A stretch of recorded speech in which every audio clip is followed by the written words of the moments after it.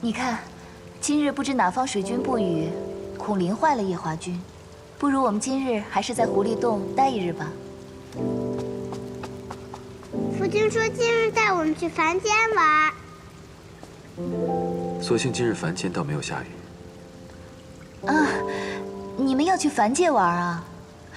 哎呀，你们应该找一个土地公给你们带路啊！你看我呢，每日待在狐狸洞，对于凡界的路我也不熟。娘亲，阿离想要你去。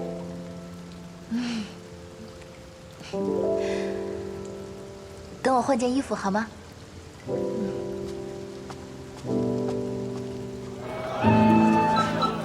扛车喽，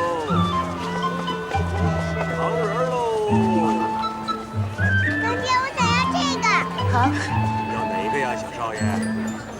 来，这个。拿着。你的主子能买下这一条街。小心一点，不要掉了。来。好嘞。百草味坚果，健康又美味，快来尝鲜啦！百草味坚果，小少爷，百草味坚果。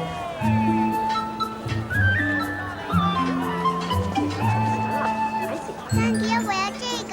替我装一包吧。好的。怎么今日有兴趣到凡间来？我记得昨天佳云报来一大摞公文，看他那神色，也不像什么闲文书。今日是阿离的生辰。来两个。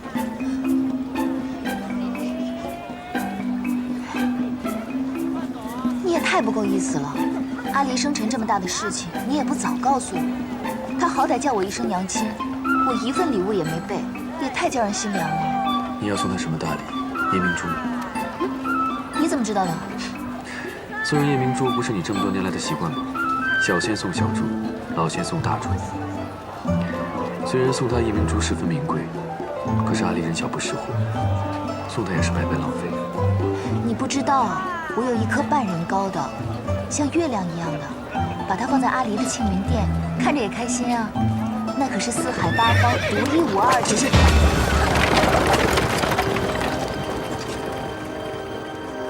哎呦，在这儿啊！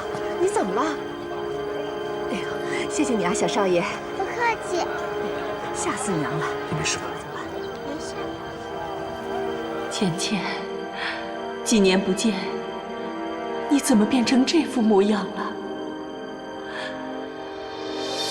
我这7万年，从未离开过青丘，也不曾伤过。方才想起的，莫非是梦？怎么了？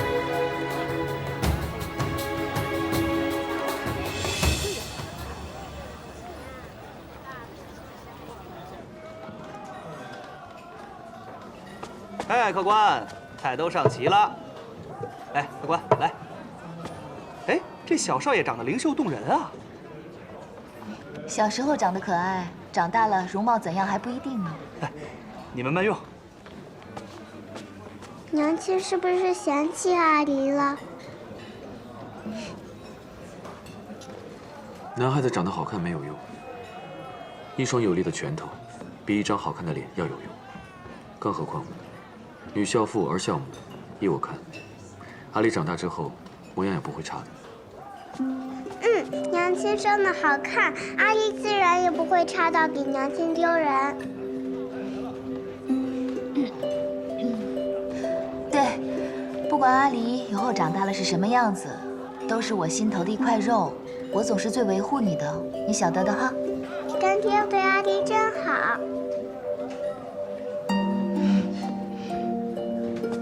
哎，两位客官，这老窖啊是小的刚热的，正好此时喝，你们品尝一下。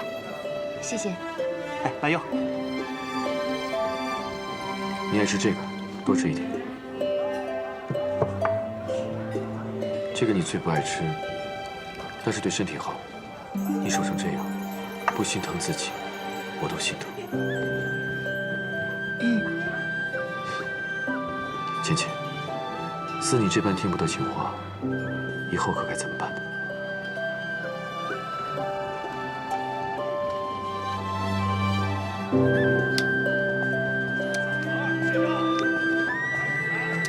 君上，姑姑，天君寿宴，四海八方的神仙大都前来祝寿。西海二皇子蝶峰来到天宫不久，便来到此陈殿。说是有要事要与君上面禀，贾云不敢耽搁，便前来寻君上。你陪陪阿离，我先回天宫一趟，晚上我再来寻你们。好。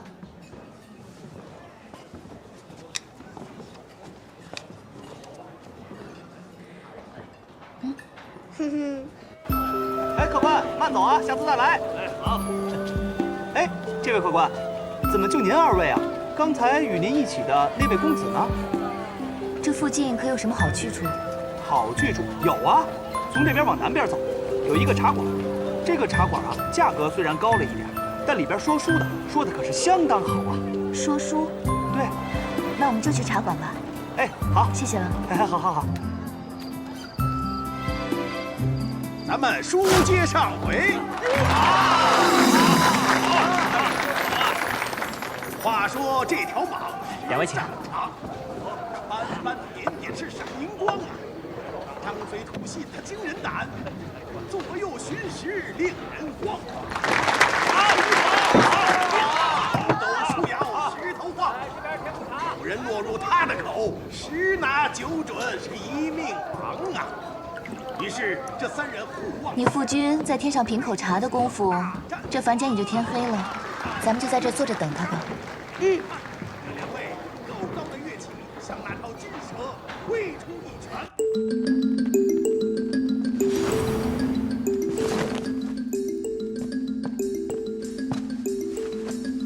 太子殿下，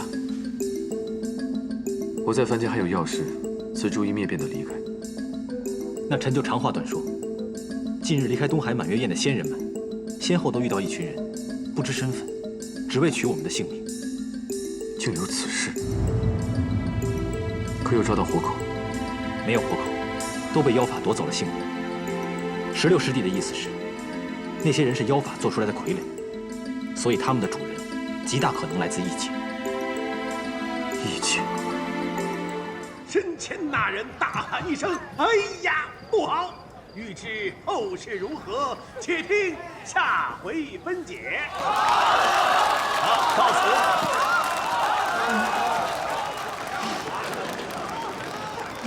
客官慢走啊！阿离呢？阿离呢？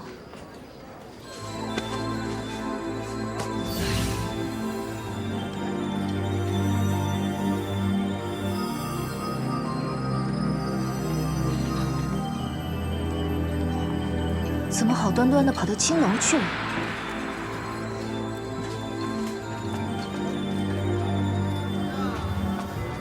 兄台，你可晓得这市镇上的青楼在哪个方向？那楼便是。多谢。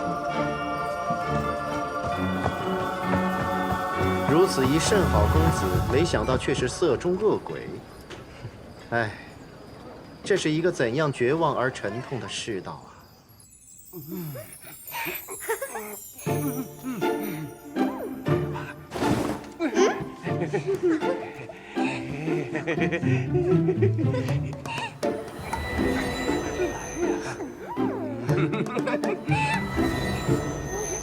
那评书说的倒是不错，初初听的倒是很有兴趣。不过听着听着，你怎么就跟着他们进了那个什么楼了？刚才有个小胖子在大街上公然亲一个小姐姐，这个小姐姐又不让小胖子亲，小胖子没亲到又很生气，招了他身边几个丑八怪，将小姐姐围了起来。我跑下楼想去救她，他们却没了影子。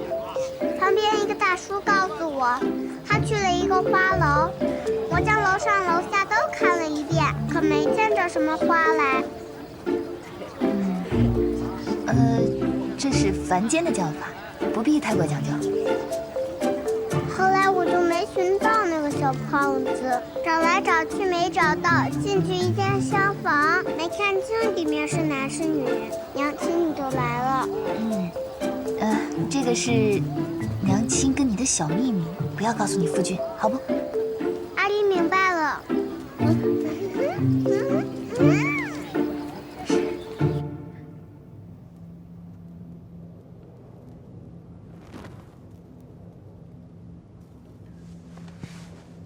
一盏茶后，本君再回来与你细谈此事。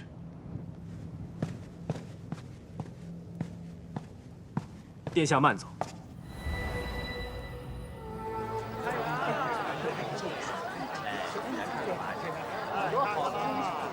多好看啊！是。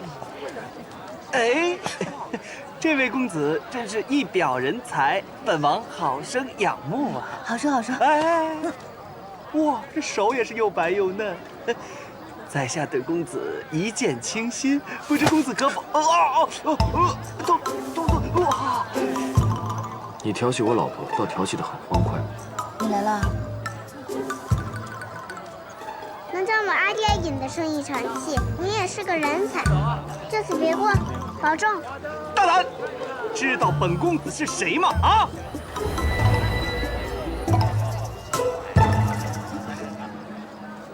你将他变到哪儿去了？我也不知道。你若刚才不来，我也正有此意呢。你怎么被揩油也不知道躲一躲？不过是被摸了一两下嘛。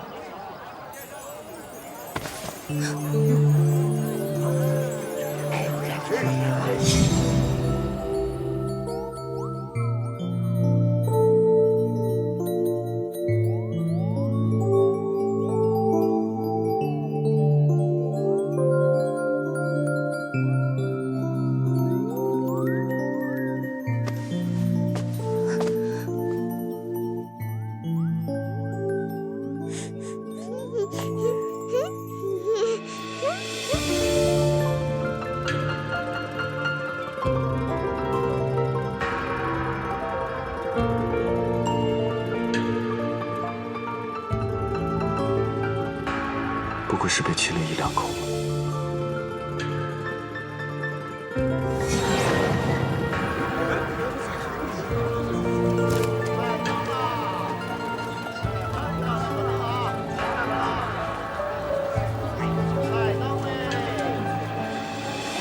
买盏灯吧，两位公子，买盏灯吧。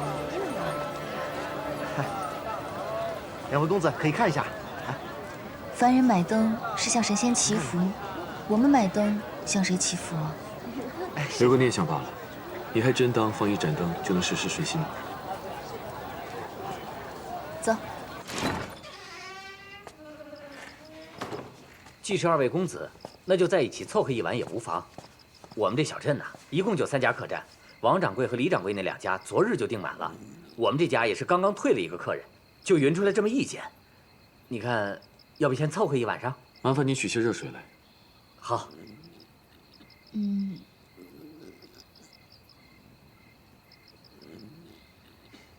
顺便做几道小菜。好嘞。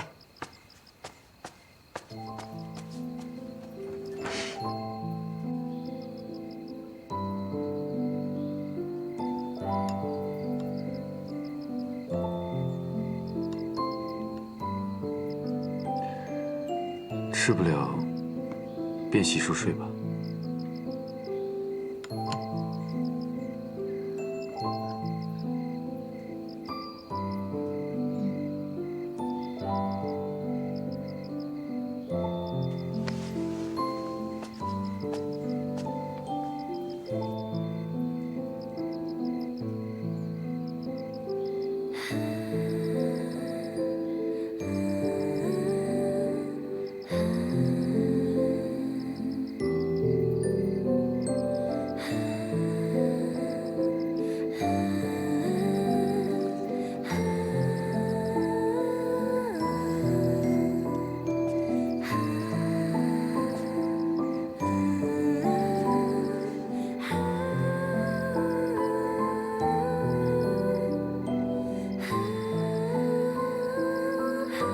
我一贯晓得你的脾气，却没料到你那般决绝。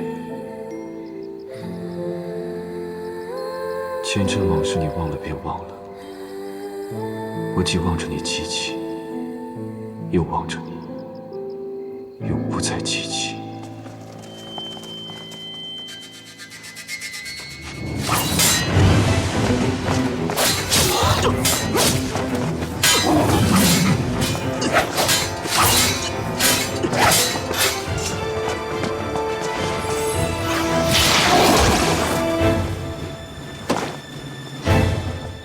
君上，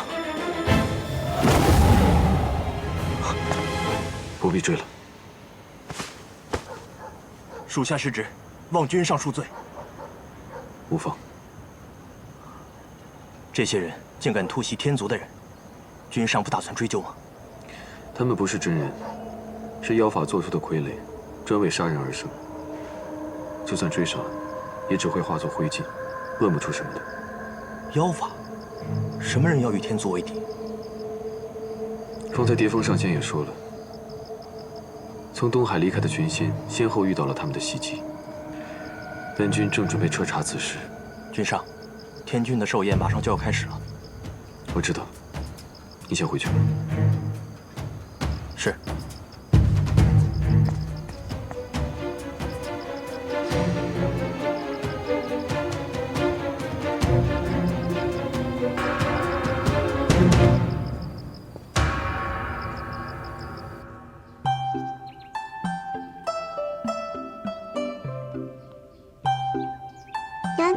娘亲，这个粥很稠。乖。这里的饭菜甚难入口，我便借了他们厨房炖了半锅。难怪，尝着这粥，和你做的粥一样。从前在俊极山时，那个东海的公主给我做的饭，我也吃不惯，却没见夫君专门给我另做饭食的。我稍后有事，还得回趟天宫。夫君要走了，常玉说过，小别胜新婚，你和娘亲都分开了300年，竟然还舍得分开。你忘了今天是什么日子了？什么日子？让孩儿好好想想。天上的日子哦。啊，是天君的寿辰。不错。那夫君要带阿离和娘亲去贺寿吗？贺寿？你娘亲不太想要去这种宴席，夫君自己去就好了。嗯，好。你放心吧，你只管放心的去，我带团子回去。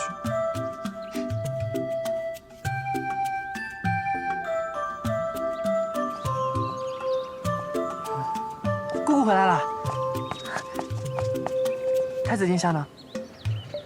回天宫去了，说是有什么事要耽搁几天。那岂不是没人给你做饭了？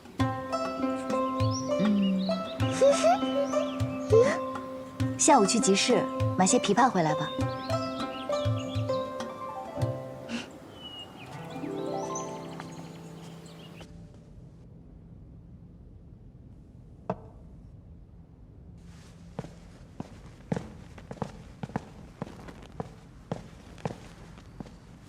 殿下果然守时，一盏茶便是一盏茶。方才在凡间，我也遇到了你说的人。殿下也遇到了。他们怎么敢对殿下下手？并非要对本君下手，他们是想要一个上仙的命，恰好被我的座下天书遇到。那殿下可留下什么活口？留了活口也无用，那些人都被妖法所化。是，就是妖法。这些人来自异界，可异界早已归顺天族，为何忽然会如此做？此事先暂且压下，先查出那些被追杀的仙人们都是些什么身份。是。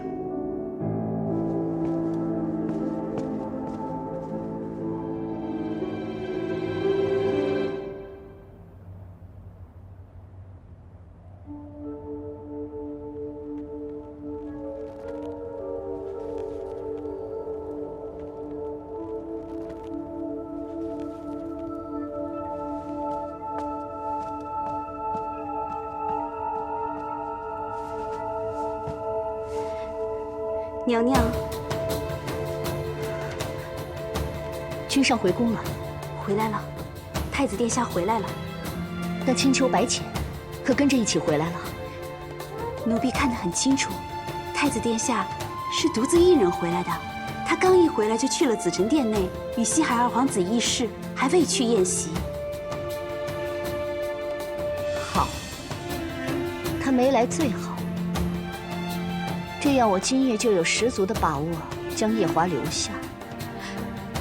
娘娘，奴婢怕……不用怕。天君素来最讨厌那只小八蛇，连同小八蛇的儿子元贞也不喜欢。这几年才有所缓和。倘若元贞调戏我，天君一定不会饶过他。所以不用怕，在天君心中我很重要。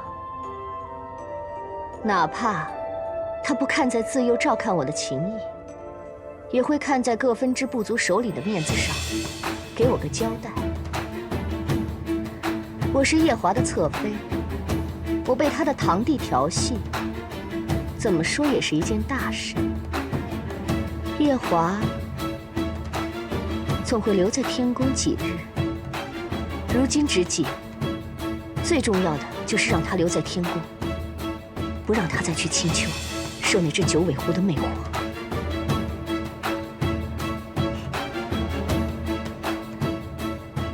你在此处准备，我去找元贞，设法将他带来。是，娘娘。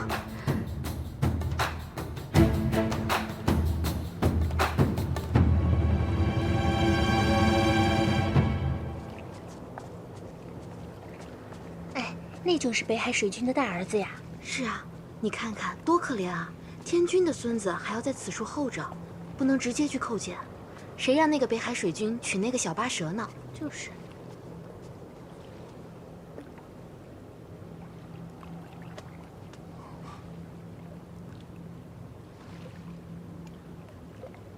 姑娘是何人？有什么要让元贞帮忙的吗？你该叫我一声素锦娘娘。啊，原来是素锦娘娘。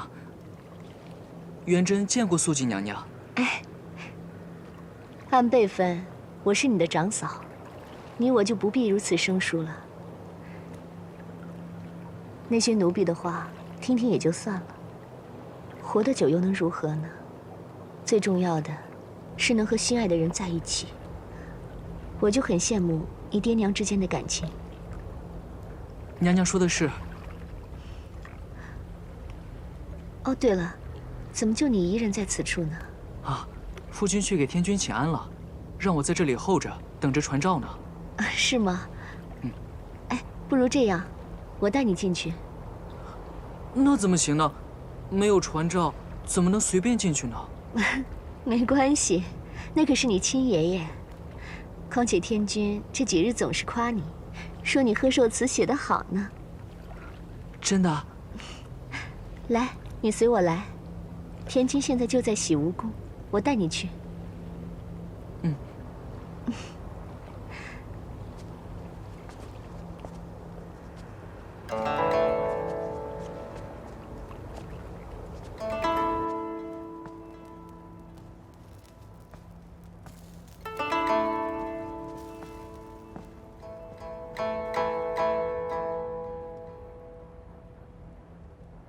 娘娘，此处是……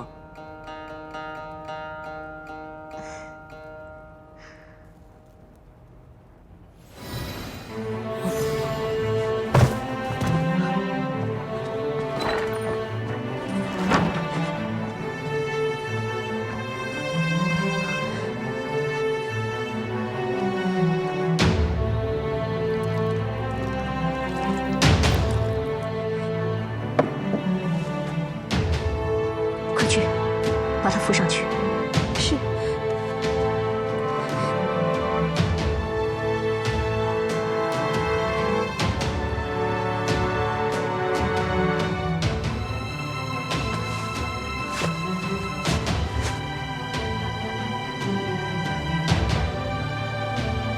去，拿条白绫悬在梁上。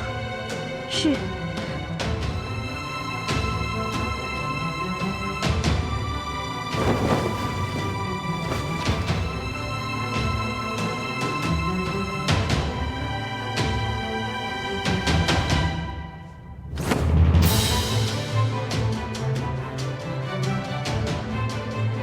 快去，一路哭喊出去，就说我被小殿下醉酒调戏，想不开要上吊。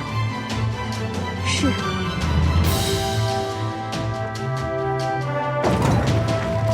快来人呐！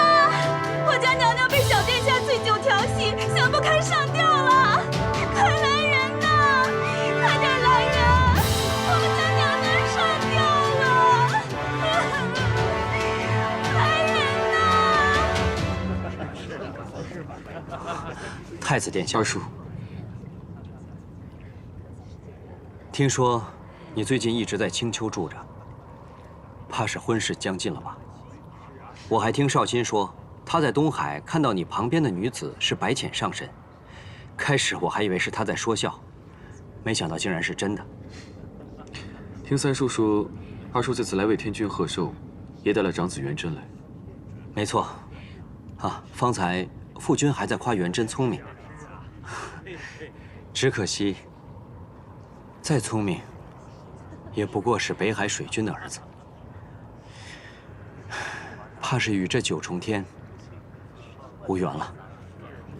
夜华，二哥，快去洗蜈蚣，元贞出大事了！啊！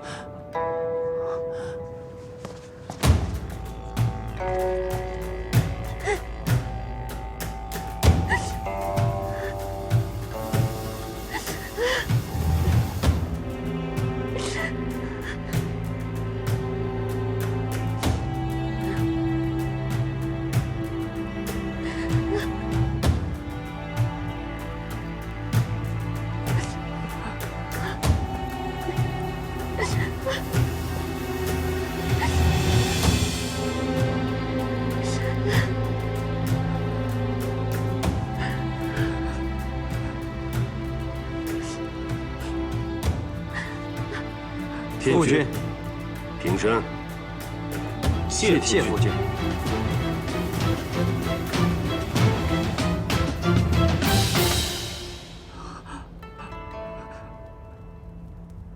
你交的好儿子，和你一样，色令智昏。元贞，你到底做了什么？父君，孩儿什么都没有做，孩儿什么都没有做啊！是他闯入臣妾寝殿，臣妾险些生于他。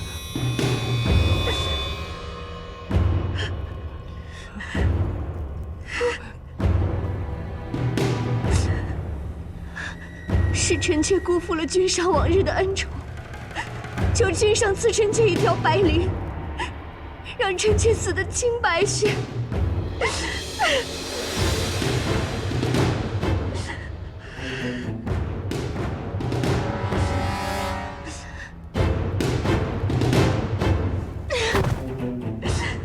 求天君和君上赐臣妾一死。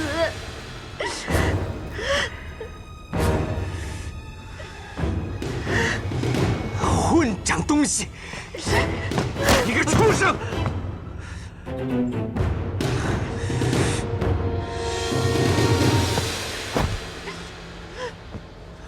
是元贞不懂事，竟对素锦侧妃做了如此丑事。但求父君，念在元贞尚且年幼，就饶他一命吧。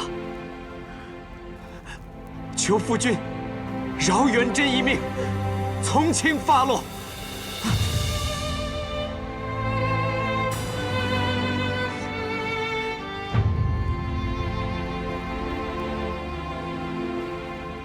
虽然素锦侧妃拼命抵抗，没有被他毁了清白，他若是旁人的儿子，本君尚能从轻发落，但偏就是你的儿子。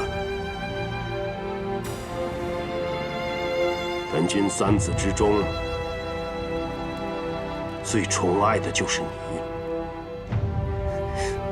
你，也是你最伤本君的心。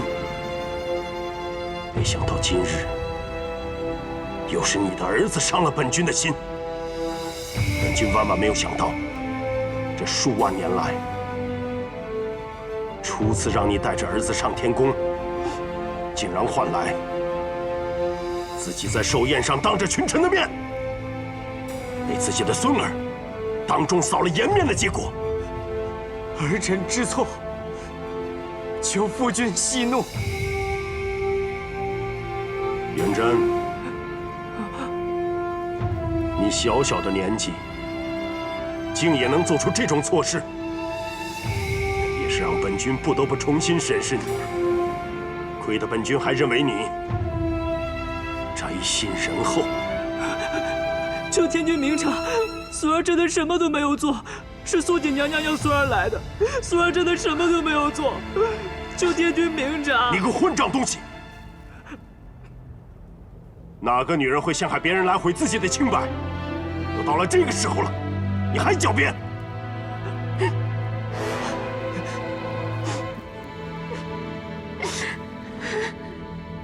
来人！天君，捉捆仙索，将元贞给捆了，丢下凡间，历劫60年。60年后，再重列仙班。是。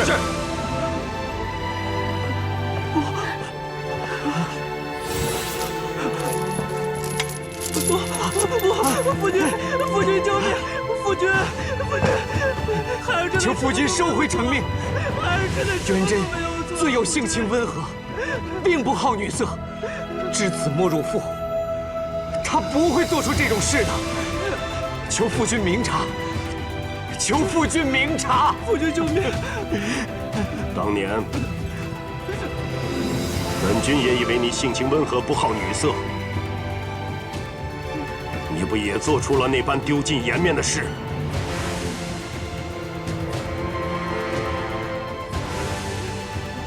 带下去！夫君救命！元贞，夫君救命啊！夫君，孩儿真的什么都没有做。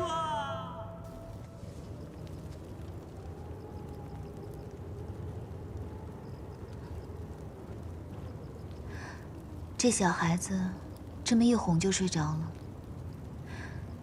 夜华也真是好福气，有你这么个儿子。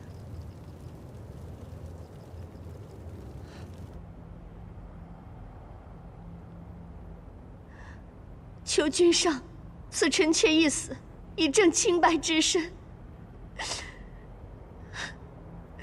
君上。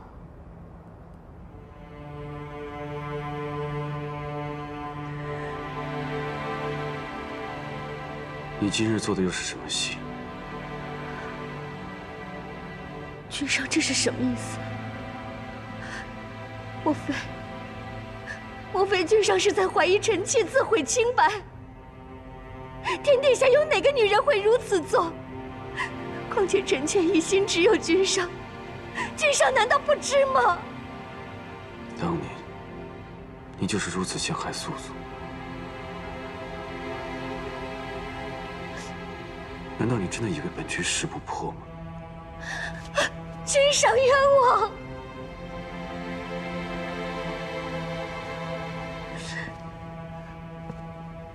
你知道我为什么留着你的命吗？一是因为解破灯，为了那灯，我才饶你不死；二是因为你眼眶里养着素素的眼睛，你死了，素素的眼睛也就死了。但是，若你再如此作茧自缚，就休怪本君不留情面了。素锦，就算你死了，本君也有办法为这双眼睛找到新的主人。君上，君上，难道臣妾这么多年陪伴君上的情谊，对你来说，真的就一文不值吗？不错，一文不值。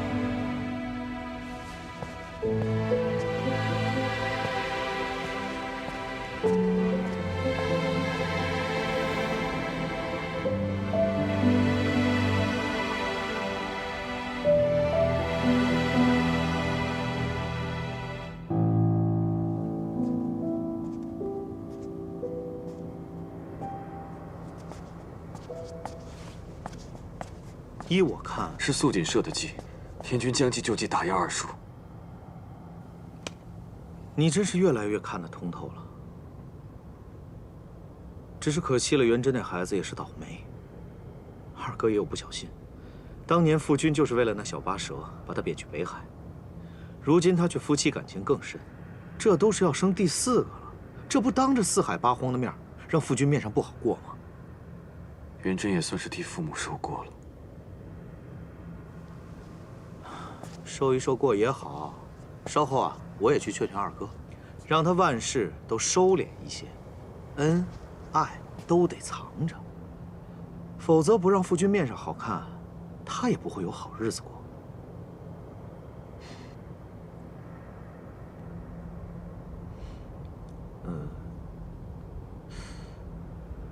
三叔与我还有什么不能说的吗？我只是觉得奇怪，你既然知道素素就是白浅了，为何不把她赶紧接回天宫？她可是与你有婚约的人。我不是说过，他已经彻底将我忘了吗？真的忘了？那一定是折颜上神的忘情药了。看来他还记得你挖走他双眼那件事，才将你彻底忘了个干净。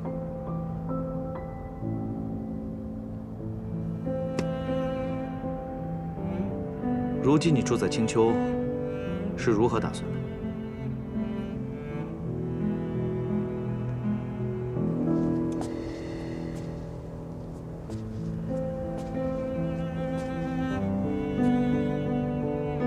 我想从头来过。从头来过？他是素素时，在天宫里没有任何好的记忆。既然如此，忘了就忘了吧。我只要慢慢来，让他心中有我。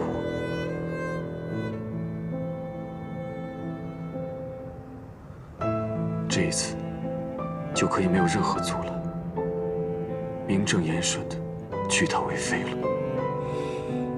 也好，如此也好。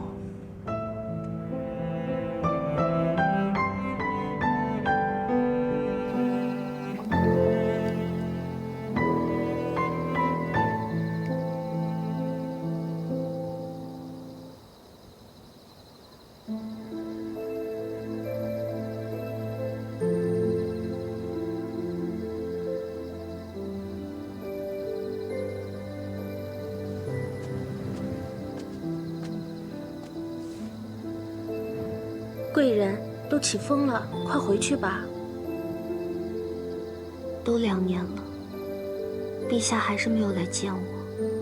娘娘被奸人所害，这宫里都传遍了，说娘娘额头这凤尾花是朵妖花。陛下听了，自然不想见娘娘了。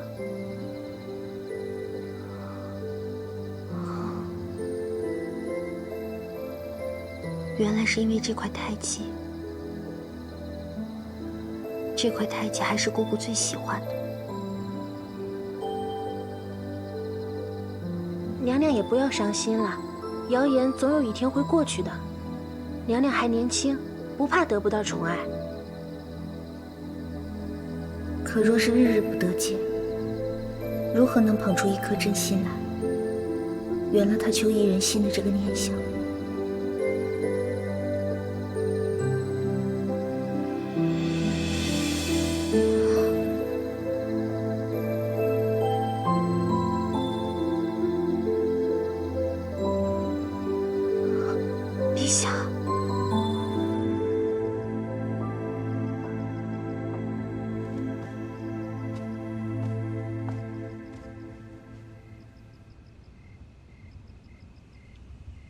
坐。臣妾不敢。朕准你坐。是。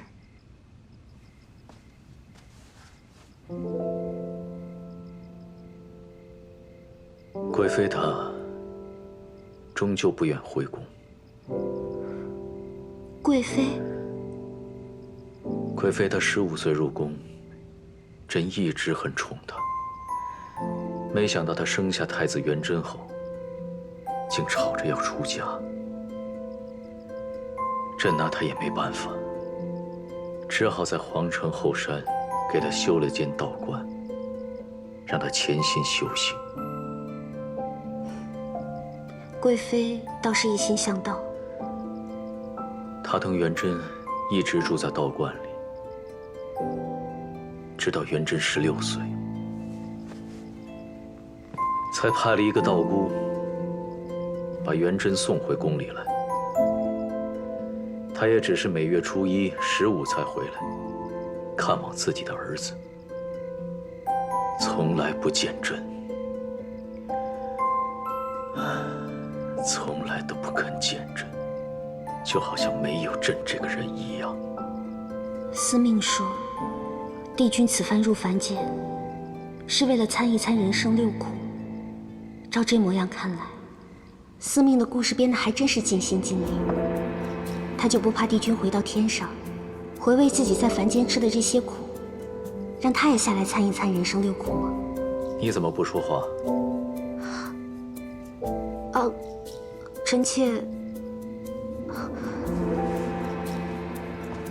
臣妾是在为陛下伤心。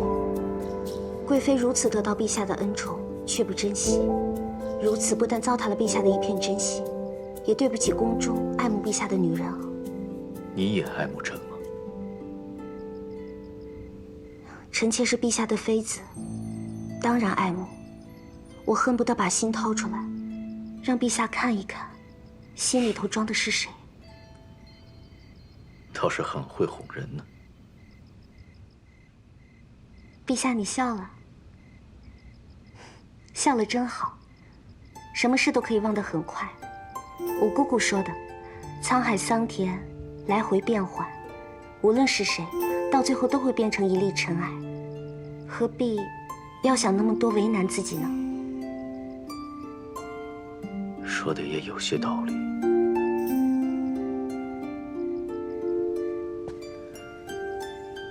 此花很美，不知为何，朕每次看到你额间这花，总觉得似曾相识。陛下，记得这块太紧。说不清楚，只是想一直看下去，不想再看别的东西。朕也觉得此事有些玄妙，还以为是中了你的妖术，所以这2年朕一直避开你，就是怕一直看下去，就再也不能放手。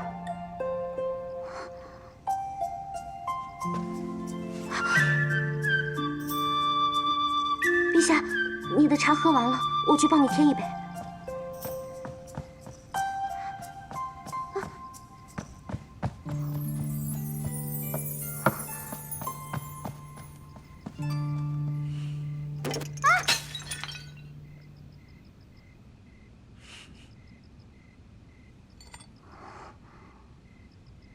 怎么连一点情话都说不出了？哎，不能这样啊！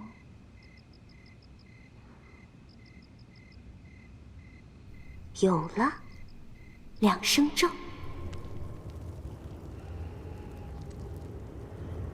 娘亲，夫君什么时候回来？阿弟想吃蒸蘑菇，想喝白菜萝卜汤。应该快了吧？夫君回来了。你回来了。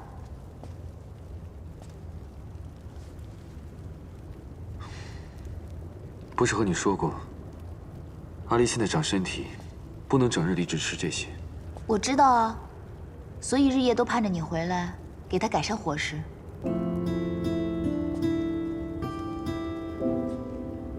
你真的在盼望我回来？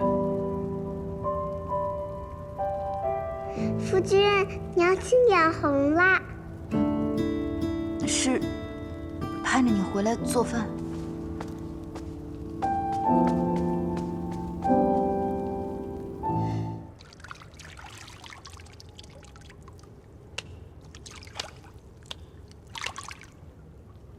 有了。姑姑，你魔怔了吧？我要去青丘寻一个小仙，让他做夜华造屋里的关门弟子。这样，就算夜华离开青丘了，我们也有的吃了。好，咪咕，这就这样绑门去。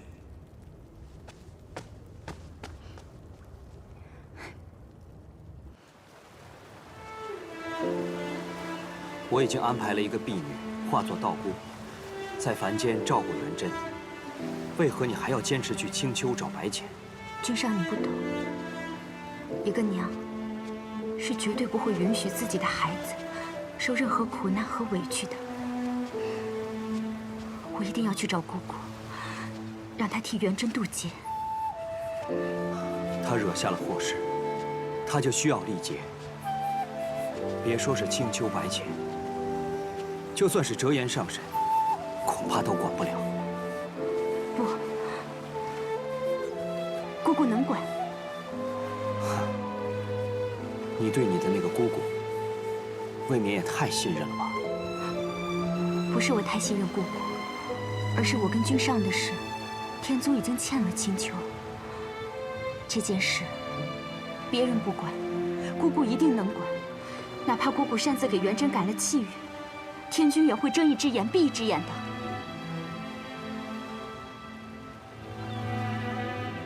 你说的倒也有些道理。不过，白浅的性子，若是他为难你，君上不要担心，姑姑已经归还了我破云扇，并且许了我一个心愿。她是个言出必行的人，一定不会拒绝我。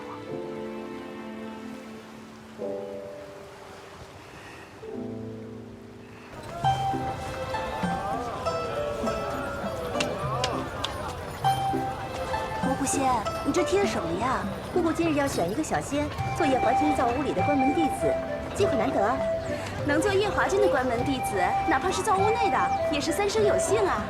可就这一会儿，那狐狸洞前排了甚长2行队，这会儿去怕是晚了。不晚不晚，就在今夜，还来得及。走。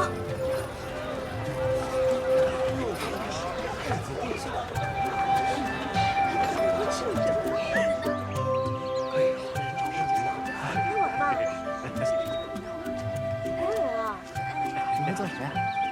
给我登记一下啊！会打鱼，还会烹鱼。一会儿就到我了，自打该我了。就我打的多，而且我还会做呢。下一位。听明谷说，你要选一个弟子给我。我会做羊肉，我会煲汤。是啊。我会做牛肉。我会做鱼。下一位。你会做什么菜？让他们都撤了吧，没一个跟过好的。好，记下了。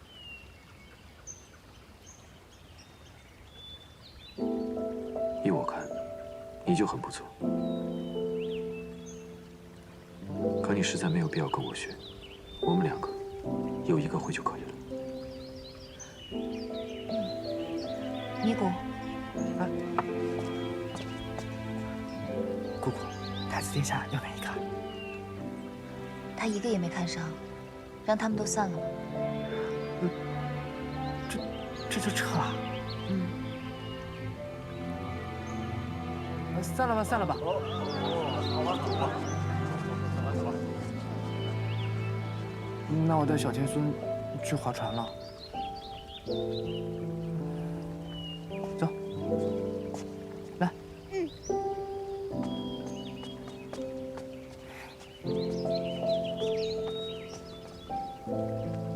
浅浅，陪我去散散步。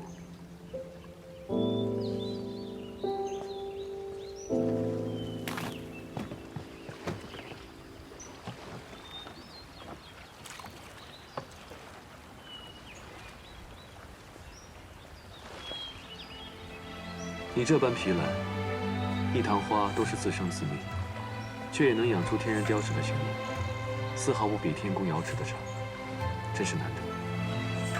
哪里？我这是壶野池子，怎跟你的瑶池比？你们的瑶池数万年来被仙人凡人写了数千首酸诗，被千万人赞叹。你想去看吗？看什么？九重天，瑶池。啊，有机会吧。按芊芊你所说的，你从未去过天宫，难道不好奇吗？这四海八荒我没去过的地方多了，若是处处都好奇的话，我岂不累死？你看那昆仑虚也是四海闻名，我不是也照样没去吗？你很仰慕昆仑虚吗？坏了，我没事提什么昆仑虚啊？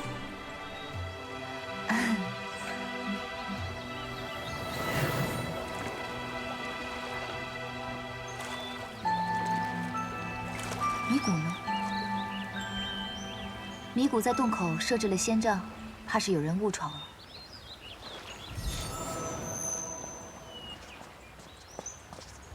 姑姑，这么快就拿着扇子来了，看来是想清楚了。那姑姑的意思是？请他进来吧。是。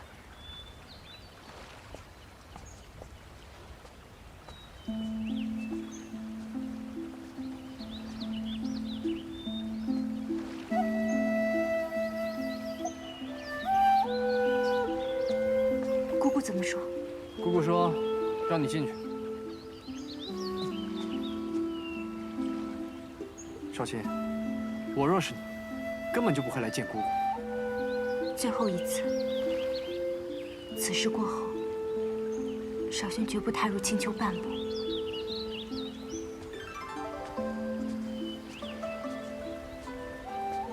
姑姑，姑姑，你带着阿离先去玩吧。小天下，来。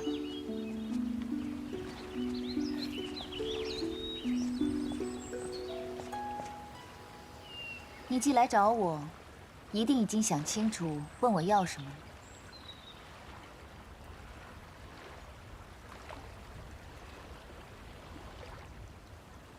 叶华君不是外人，你说吧。姑姑，可不可以救救我的孩儿元贞？救你的孩儿？前几日天君寿诞，君上带元贞备了贺礼，前往九重天去给天君贺寿。谁曾想，夜里元贞误闯了洗梧宫，险些调戏了洗梧宫的素锦侧妃。调戏了素锦？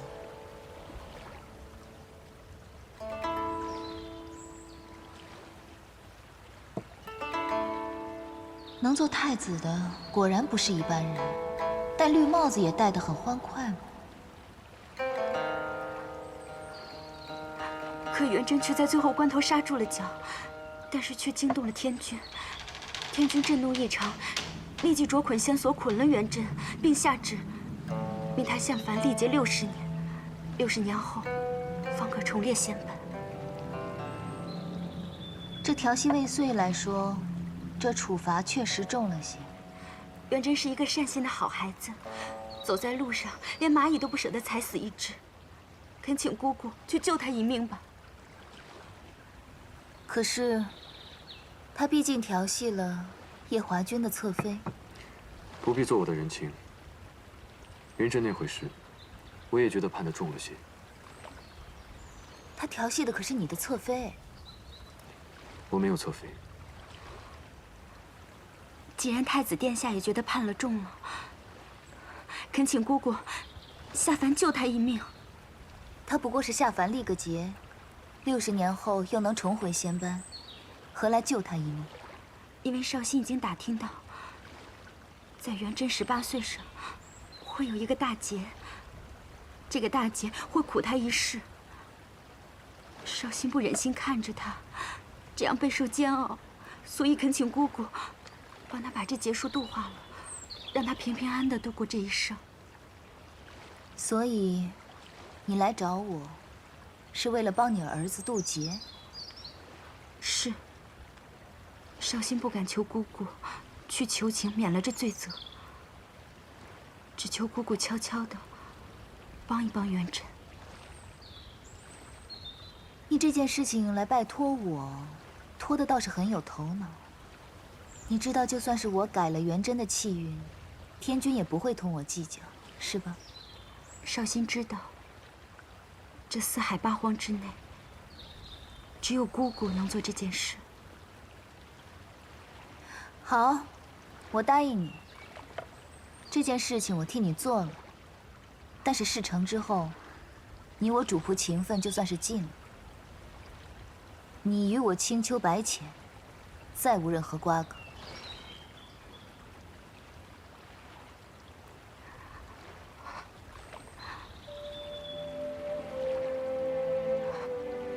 少熙，谢姑姑成全。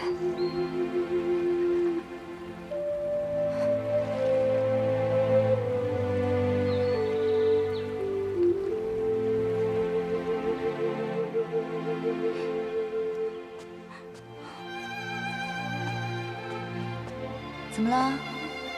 又被那些小神仙欺负了？他们都笑我是小八蛇，不配在狐狸洞伺候青丘女君。你也太没出息了！小时候谁敢欺负我，我就把他打得连家门都不认识。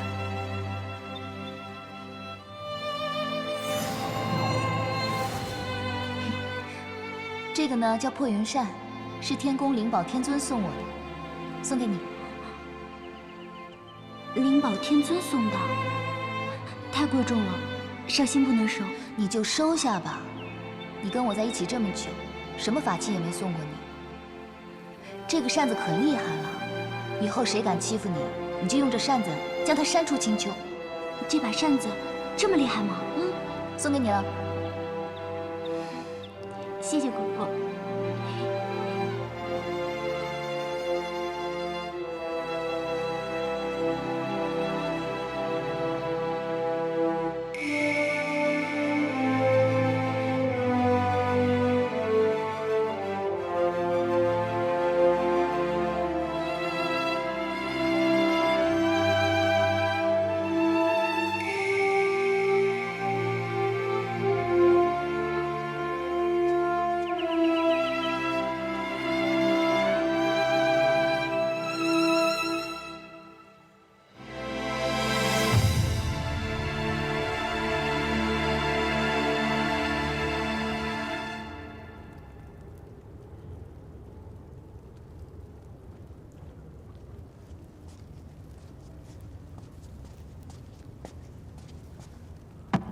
姑姑方才为何说少卿将此事托付给你，还托付得很有头脑？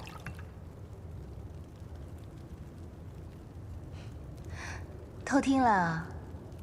我是想听听，这个不顾主仆情谊，害我姑姑沦为四海笑话的人，又是怎样厚着脸皮来求姑姑的？九重天上呢，是个神仙，都有篡改凡人气运的本事。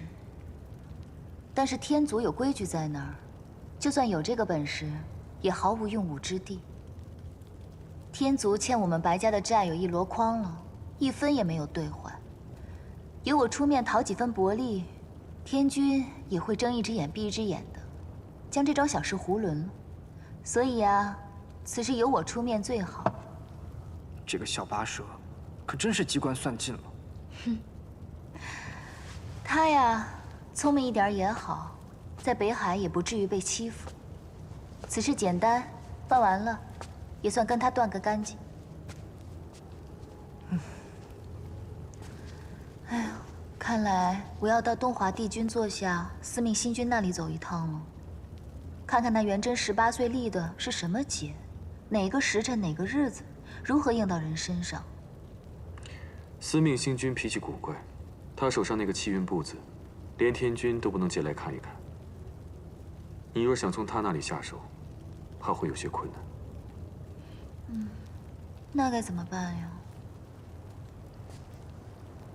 所幸，东华帝君的司命星君欠我人情。若是我去替你要，会有些方便。真的？你可以帮我要到吗？但你得答应我一件事。什么事啊？去凡间时，将自己的法力封了。封印法力？修改气运本就是逆天的事，你用多少法力去修改气运，就会有多少法力反噬到你身上。天谴，你虽是上神，但被这么反噬几次也十分严重。万一到时我们继任天君天后之位，那该怎么办？继任天后？你忘了，你迟早有一天要加入西游宫的。继任天君天后之位，必受81道荒火，9道天雷。若你再被法力反噬，我怕你会保不住性命。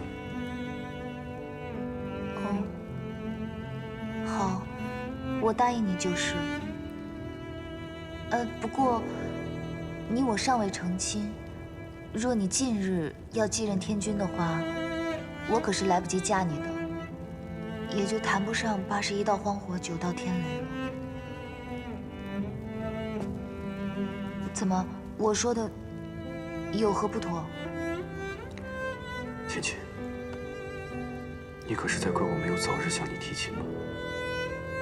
若在300年前我便娶了你，就没有今日这个担心了。我也就是随口一说。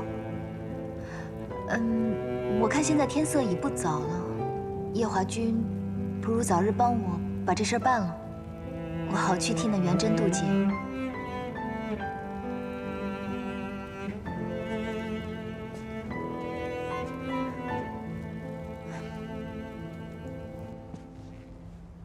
太子殿下怎会想到看元贞的运步？白浅上神答应二叔的小妾，要助元贞渡劫。姑姑还真是宅心仁厚啊，一点都不计较那小八蛇在300年前抢走了二殿下。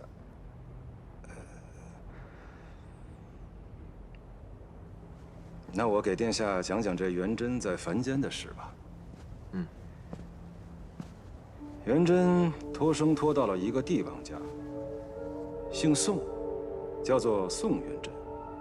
12岁上封了太子，如今快长到18岁了，结束将至。元贞在凡间的母亲是个贵妃，生下元贞之后，便带着她入了道观，出了家。16岁时，才让元贞的师傅将他送回了宫中。而这元贞的师傅，就是北海水君桑吉送去凡间看护他的一个婢女。婢女？所以二叔还是偷偷派了个人去看护他。正是。依小仙看，姑姑若不想打乱气运，就要替代这个师傅，先留在元贞身边。也只有这个法子了。至于如何渡劫，还需从长计议。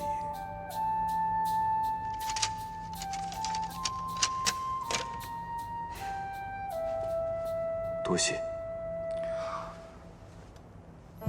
太子殿下言重了。当初是殿下您看在东华帝君的面子上，才原谅了白凤九偷走劫魄灯的事。今日就算我替帝君还了这个人情，只是殿下要记得提醒姑姑，到了那人间，一定要封了自己的法力，否则，本君明白。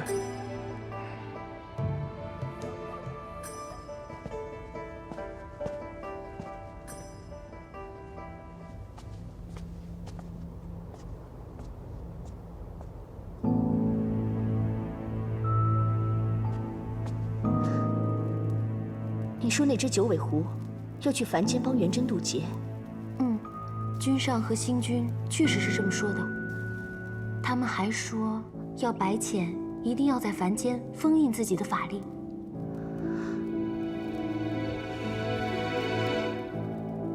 妙清妹妹，我可能也要让你去一趟凡间了。我？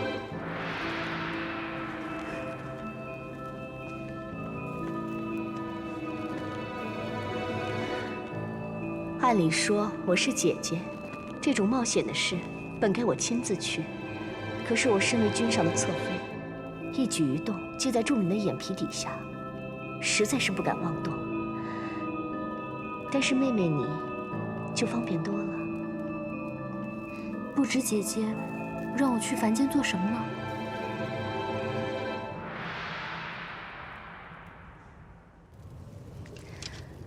早先一直听你说这册子如何贵重稀罕，我还以为卖你的面子也只能讨回一个小钞，没想到连原物都讨回来了。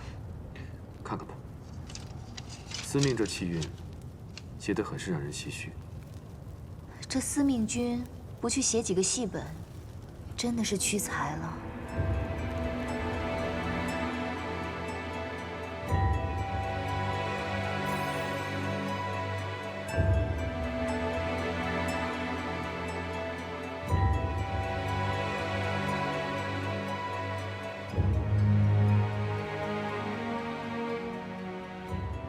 6月初1，皇帝出游处女春，太子元贞也会同行。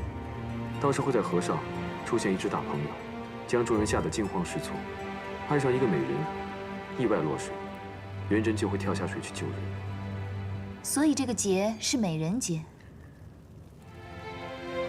元贞和那位美人在水中双双看对眼，只可惜皇帝也瞧上了那位女子，就带回宫中宠幸了。这皇帝还真是多情啊！元贞不甘心失去一生所爱，就在某夜醉酒之后，和那美人曲径通幽。不久之后，美人就生下了一个皇子。所以，元贞是给他在凡间的老爹戴了顶绿帽子。没错，那名皇子自然就是元贞的儿子，但他自己不清楚。10多年之后，皇帝病入膏肓，皇子和元贞争夺太子之位。最后死在了元贞的剑下，这个噩耗传入了美人的耳中，上吊自尽。死之前留下了一封书信，告诉元贞事情的真相。元贞读后悲痛欲绝，也欲抹了脖子。可无奈，当时皇朝只留下他一个男丁，他只好忍痛坐上了龙座。这么一坐，就坐到了60岁寿终正寝，疾苦一生。如此跌宕起伏的命运。元贞这一生还真是个传奇啊！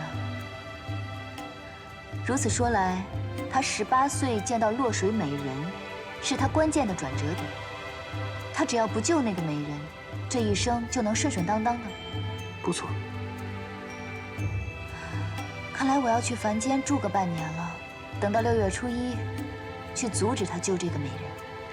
我已经为你安排妥当，你到了凡间之后，就会由元贞的道姑师傅引荐入宫，做元贞的新师傅。我要做道姑？不错。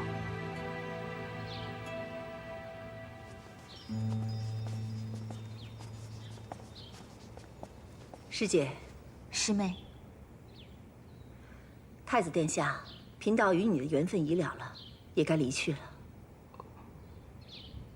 师父，只是身为殿下的师傅，如此贸然的离去，终归对不起殿下。幸好贫道的同门师姐云游四方，途经此处，贫道托师姐带贫道来看护殿下。师姐几百年不曾出师门了，此番能与元贞殿下结一趟师徒的缘分，与殿下也算是善福。可是元贞舍不得师父啊。缘来缘去，都由不得你我呀，殿下。元贞明白。可是，多谢道长，这几年对元贞的看护。贵妃娘娘客气了，快来见过贫道的师姐吧。元贞，快，拜见道长。道长，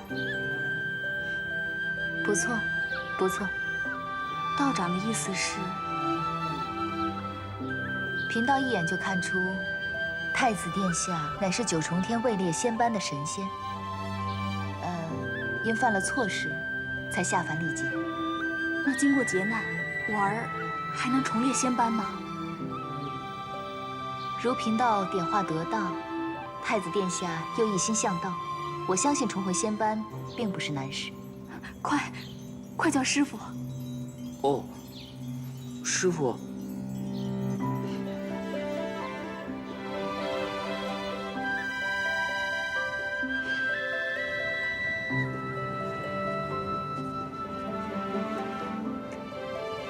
师傅，您若是不嫌，日后便住在此处了。不错，你今日先回吧，明日再来与为师学道。是。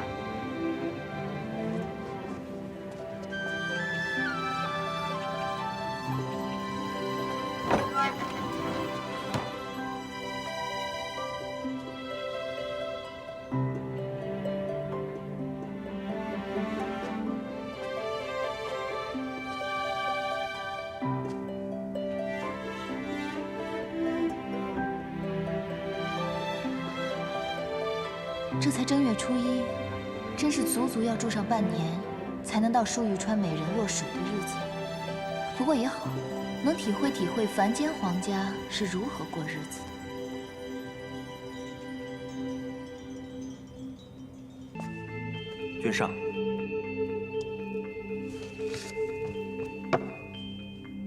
臣等近日追查异界的事，遇到了很多异界的人，乔装到各地寻找司音上仙。手中均带着这幅画，听闻这幅画正本是义军离境亲手所绘，其余的全是副本。方才16师弟还来消息，今日义军上了昆仑虚，说是撞见了司音，特地去昆仑虚查看司音是否回了师门。我寻17师弟寻了7万年都没有线索，怎么叫他给撞见了？这分明又是祸国。巅峰上仙，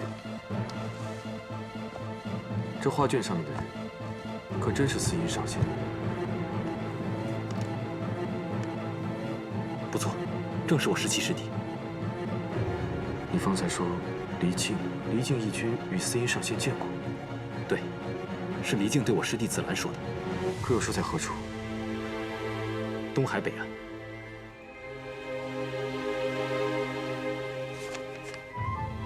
东海北岸，果然是东海。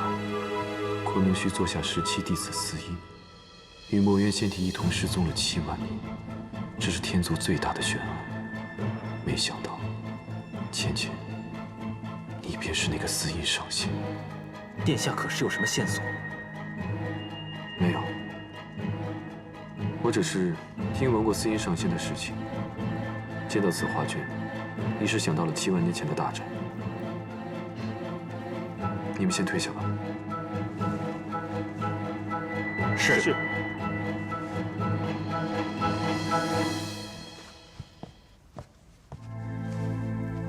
为何要带走墨渊的仙体？为何要消失？连师兄弟们都避而不见。芊芊，若我问你这些，你会如实相告吗？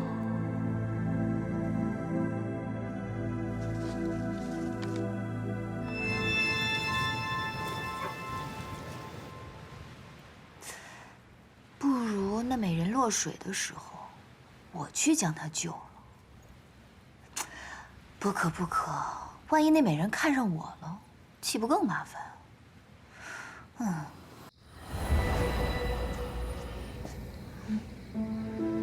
芊芊，几日不见，我想你想的可厉害。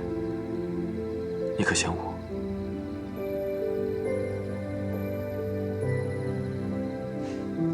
此番我来是要告诉你一桩大事。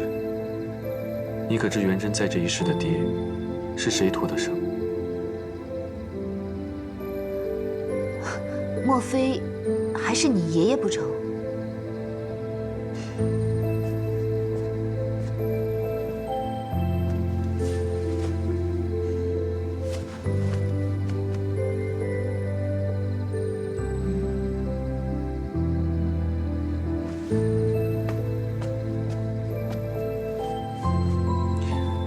虽不至于是我爷爷，却也差不多。那东华子府，邵阳君。东华帝君，莫非小九？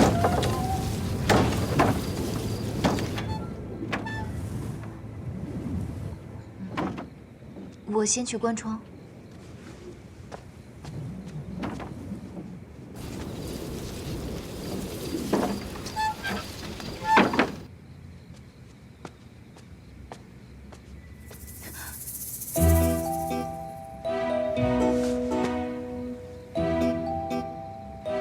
你睡外边还是睡里面？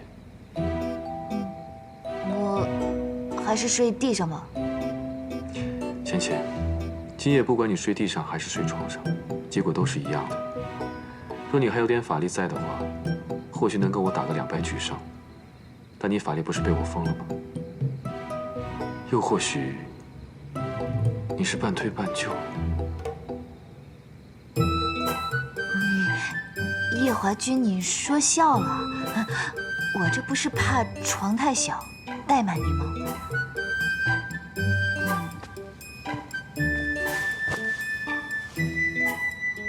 我习惯睡外侧。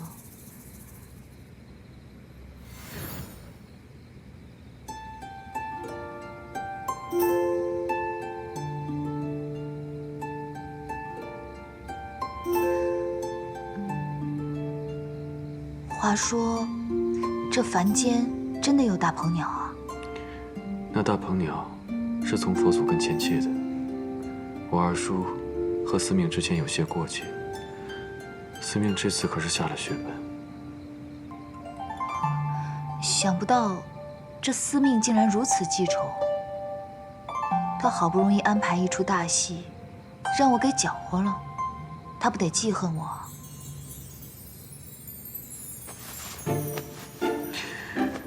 芊芊，你不用担心，左右他还欠我一个大人情。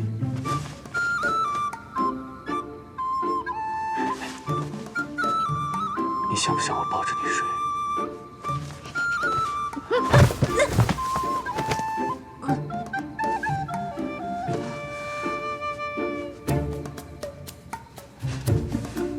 果然，知道你睡觉不老实，才说抱着你睡的。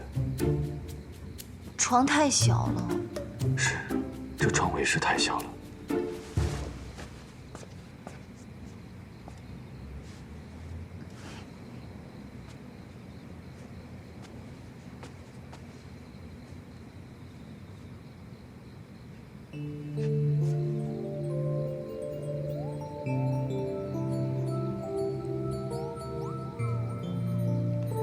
芊芊，你可识得那四阴神君？我听过，但没见过。不是听说他跟墨渊上神一同归隐了吗？原以为你会知道的更多些。不知道。今日那义军离境，画了一幅四阴神君的丹青，并私下寻找他的行踪。这丹青辗转到了我的手上，猛地一看，像极了女扮男装的你。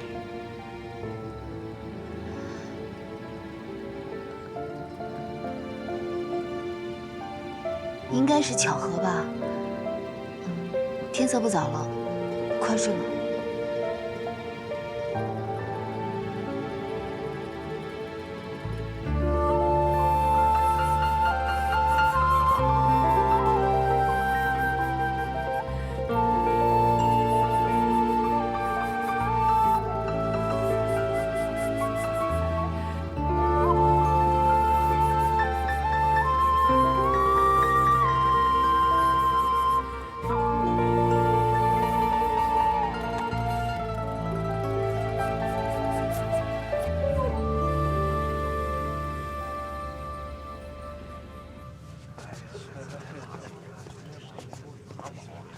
三殿下，你也去蟠桃会吗？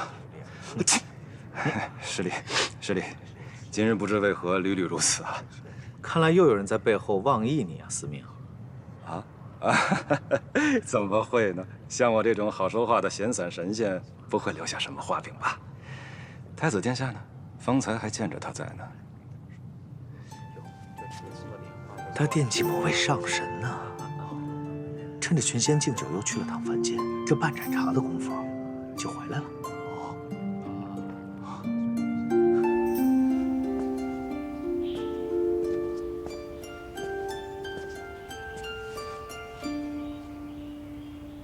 芊芊，过来与我书法。你是在唤我？听米谷说，你书法书得很不错。今日我得去觐见天君，若是仪容不整就不好了。哦。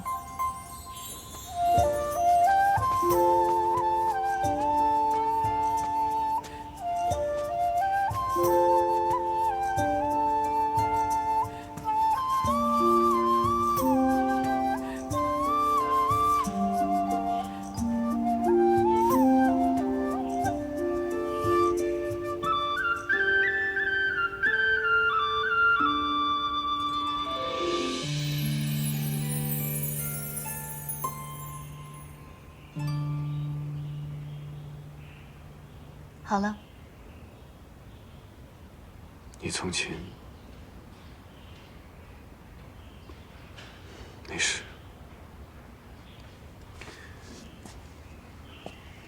芊芊，这串珠子你先带着。如今的你跟凡人没什么两样，虽然不至于遭遇到什么危险，但还是以防万一。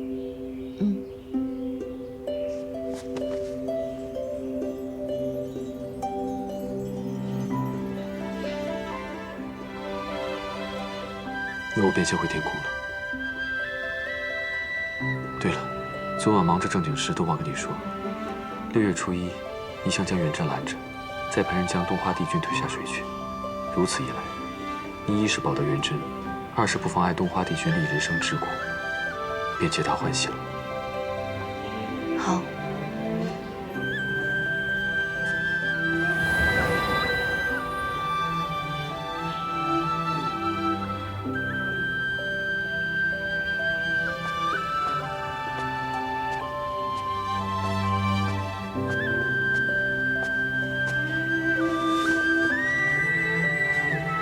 他昨晚做什么正经事了？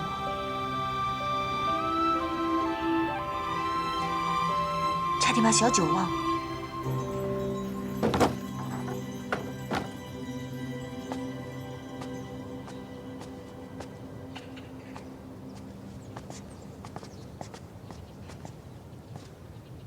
师傅，为师也刚好想去寻你，随为师来。是。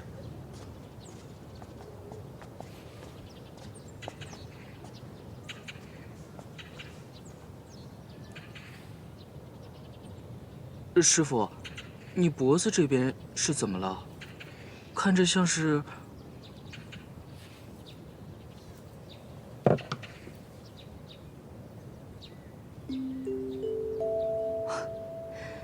连这么细小的红痕你都注意到了。曾经有人跟我说，你有走路时连蚂蚁都舍不得踩的善心，看起来还真是不错。你可知道？走路的时候不踩到蚂蚁，不只是需要善心，还需要细心。这善心跟细心本就是一体的。是。既然如此，为师今天便考考你，你的细致程度。师父请说。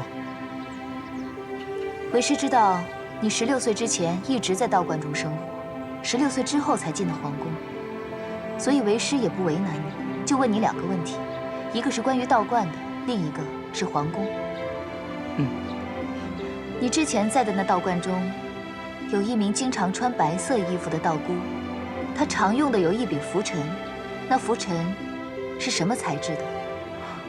拂尘？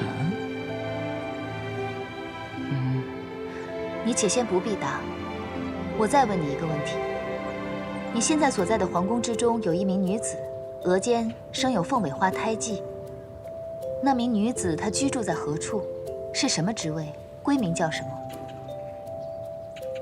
师父，元真寡陋，在道观中住着时，却从未见过师父口中所说的这位白衣道姑。至于这位额间一枚凤尾花胎记的女子，元真倒是知晓，正是住在汉丹院里的陈贵人。至于陈贵人的闺名，徒儿委实不太晓得。小九果然是奔东华来了。你有这般细心，已属难得。但是你要知道，学习道法要更加的细致。你今日且先退下吧，好好将你学到的态度去参一参。是。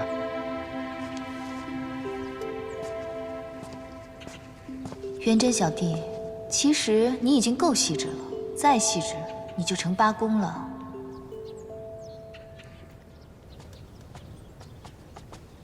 这位姑娘，道长有何吩咐？带我去陈贵人的汉淡院。是，请跟我来。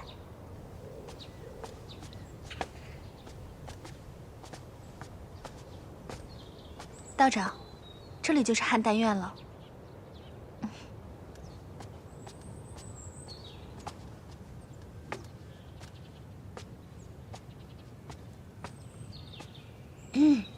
小九，姑姑来看你了。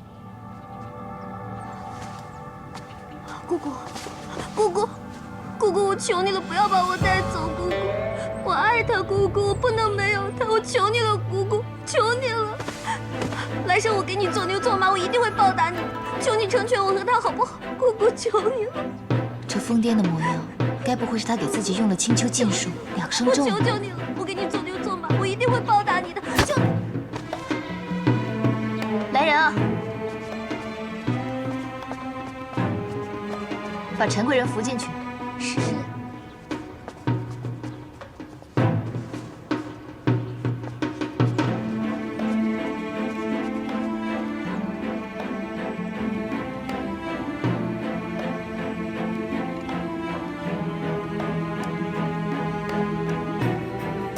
这小九平白无故用这养生咒做什么？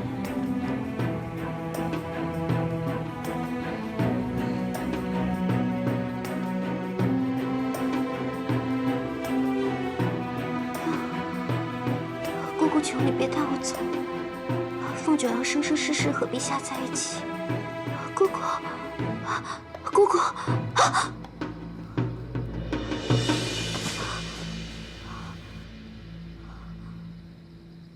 不对啊，姑姑怎么会来？如果姑姑知道我用了养生咒，岂不是要把我绑回青丘？那我还怎么报恩啊？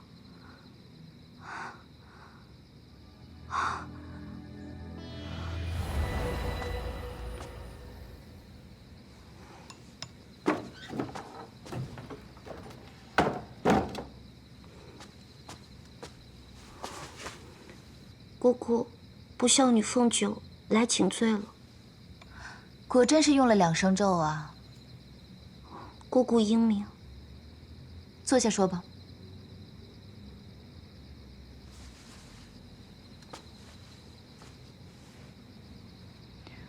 既然是来报恩的，为何要在自己身上用养生咒？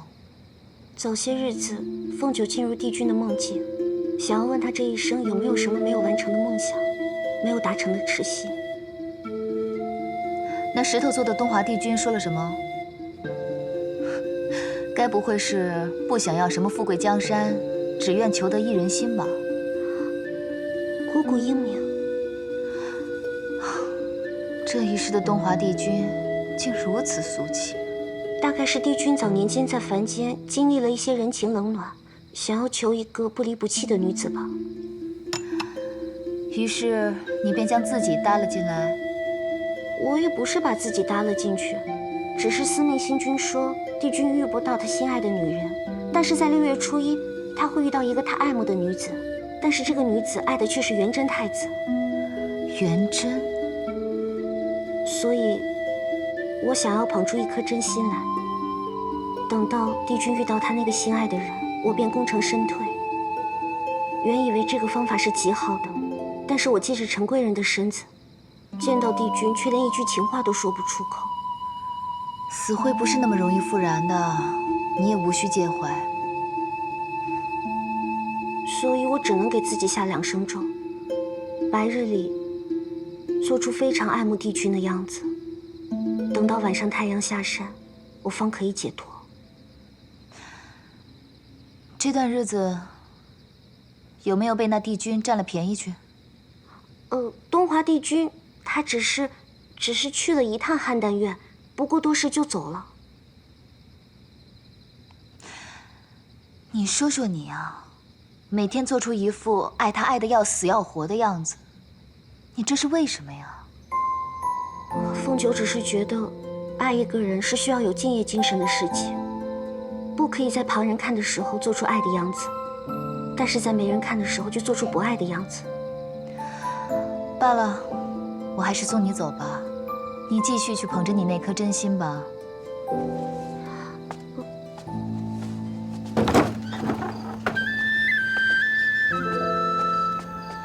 你在青丘的时候活得如何潇洒肆意？看，为了东华帝君来这种地方喂鱼，你说说。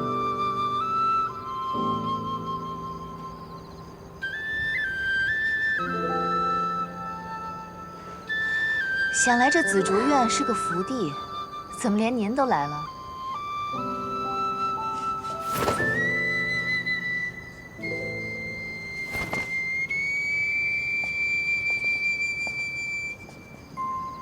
有件事情忘了告诉你，你去东海赴宴的第2日，天君的孙子夜华就到桃林来找我，问我关于你300年前的旧事。啊？我告诉他，你与擎苍恶战了一场之后，睡了很久才醒的。之后他没有问什么便走了。丫头，你跟夜华这桩婚事不会又黄了吧？应该不会吧？那就好。真真很想念你的厨艺，什么时候有空回桃林一趟吧？可是我还在凡间报恩呢。报恩？哦，你身上这2声咒下得不错啊。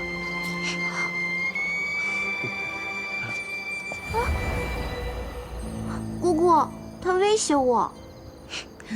他威胁你，不过是为了让你回去给他和四哥做饭罢了。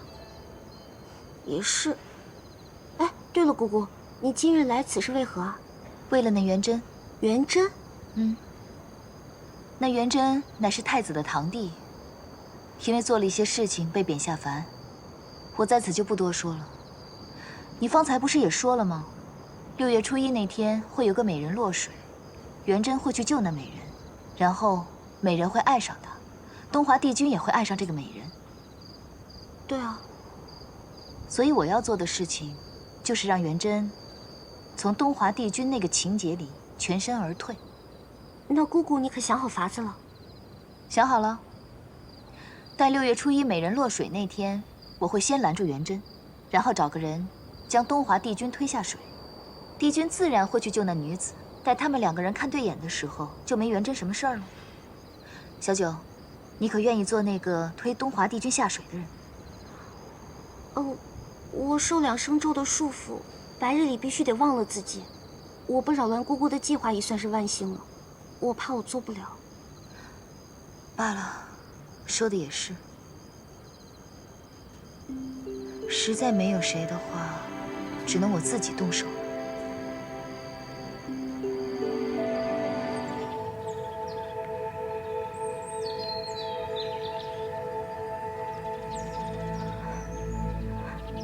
真儿，娘好想你。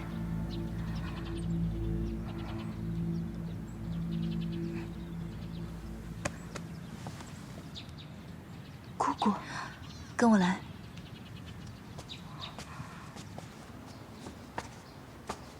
坐下说吧。少先站着便是。我已找到替元贞渡劫的法子了。少先叩谢姑姑。不必了，坐下吧。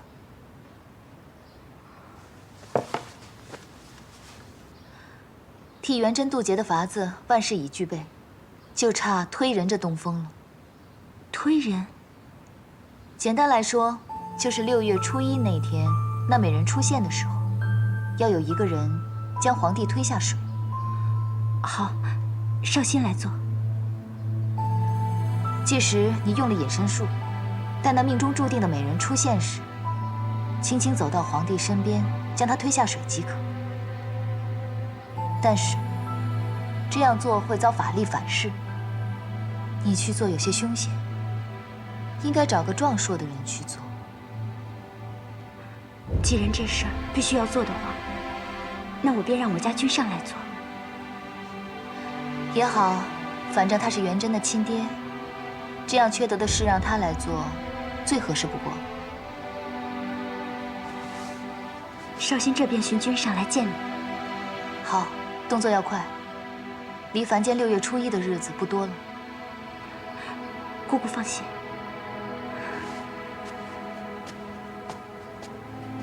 如此，便算是做好准备了。上神，7万年前是你收留了我，7万年后，你又要救我的儿子，你可真是我母子的贵人呢。娘娘，祭坛差不多日落之前就可以建好。好，那我就再等几个时辰。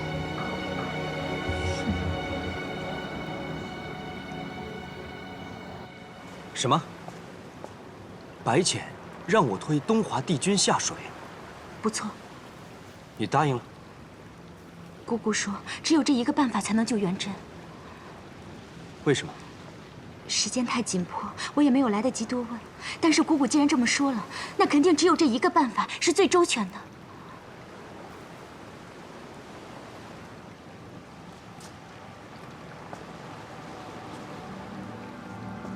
难道是他要借此来报复我们？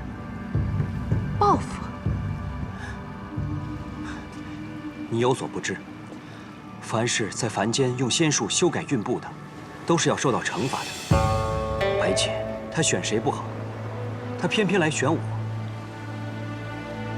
难道不是他想借此来报复我当年悔婚的事吗？君上，你不可如此说我姑姑。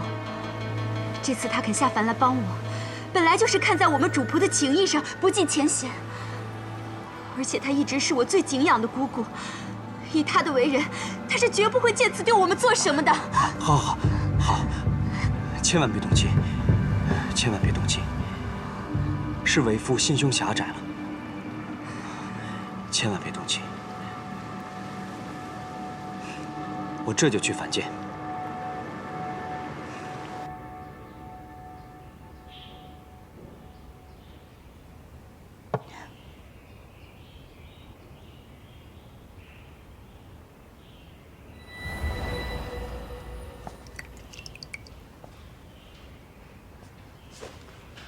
上神，坐。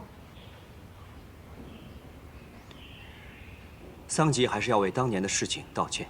不管怎样，贸然提出悔婚，都是桑吉的错。当年事不必再提，坐吧。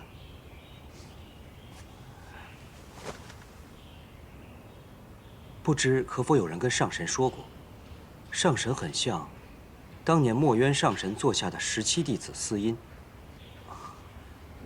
我和他有过一面之缘，你们水君此番前来，既然是为了元贞的事，就不必说旁的了。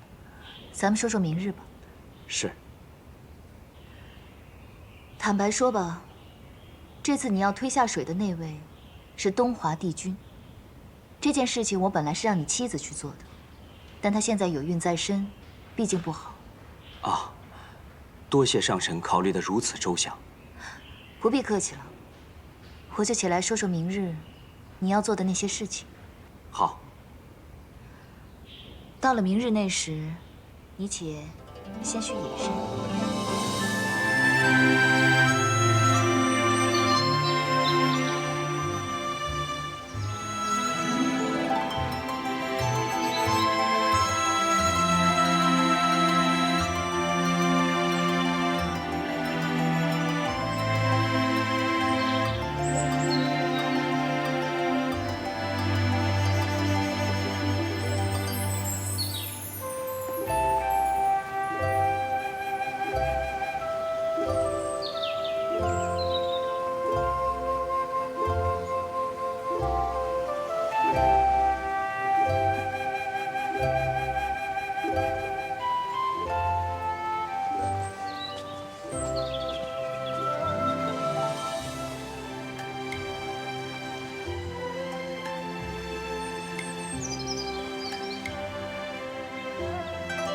太子殿下还真是放心不下上神呢。毕竟那位是东华帝君。殿下放心，帝君并不是心胸狭隘之人。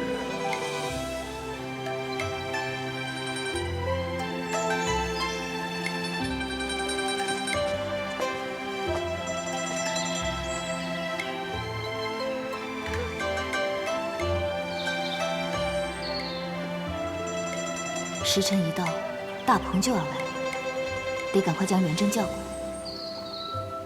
去，帮我将太子请过来。是。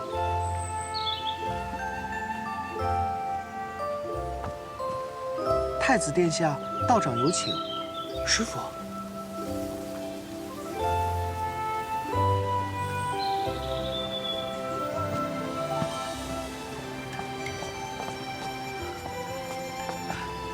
师傅，不知此时要元贞来，有何要紧之事吗？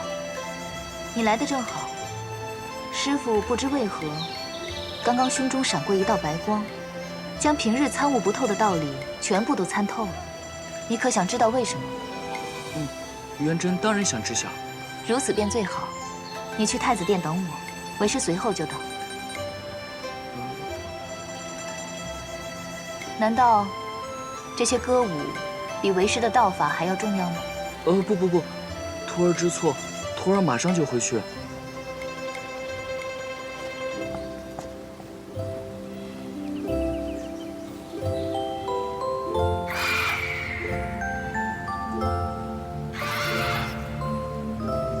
快看，那好像是大鹏鸟。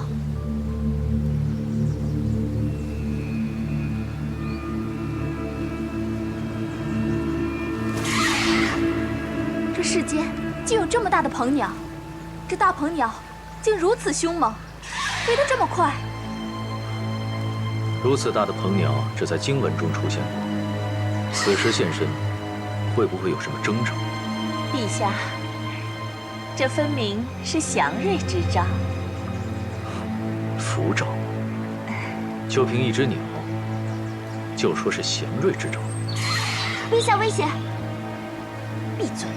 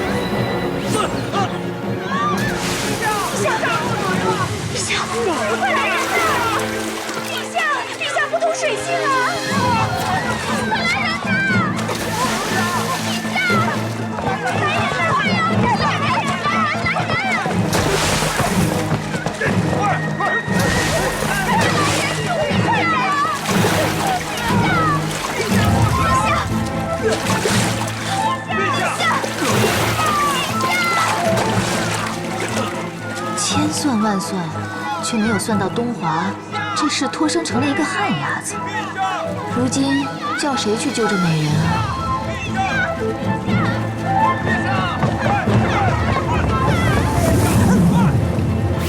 殿下不可失范。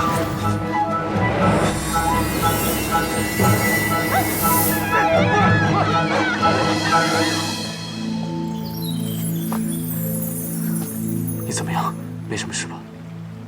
怎么会有人推我下水呢？或许是你平日太受太子宠幸，招人妒忌，有人趁乱教训你吧。夜华，你这样用法术是有违天规的。只要你安好，我怎么样都无所谓。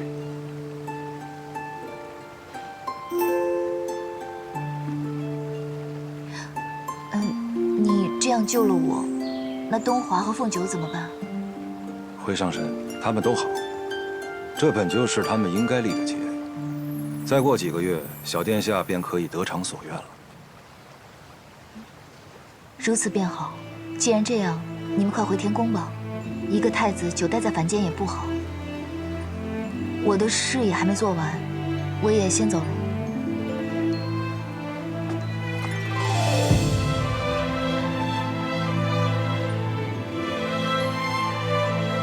陛下，陛下，陛下，你醒一醒啊！陛下，你醒醒！陛下，陛下，陛下，我求您了！陛下，陛下，我求您了，您醒过来吧，陛下！我没有你活不下去啊，陛下！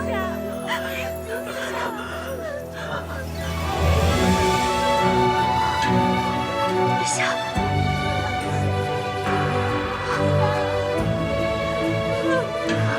是你救的我。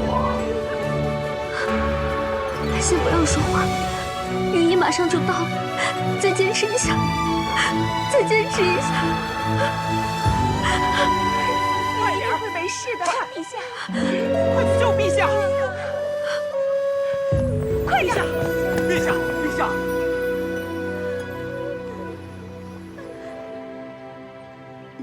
无论如何，此事也算是做完了，你可以走了。多谢上神出手救了小儿，丧及他日，必会好好回报。